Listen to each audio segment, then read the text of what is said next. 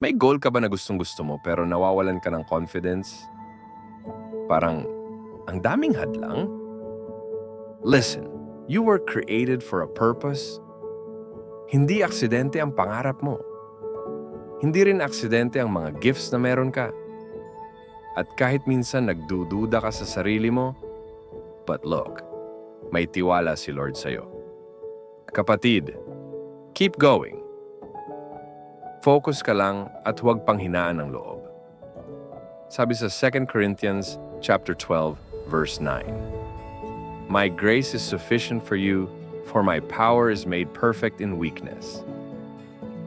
Kaya kung may goal ka, lakasan mo ang loob mo. Trust the process.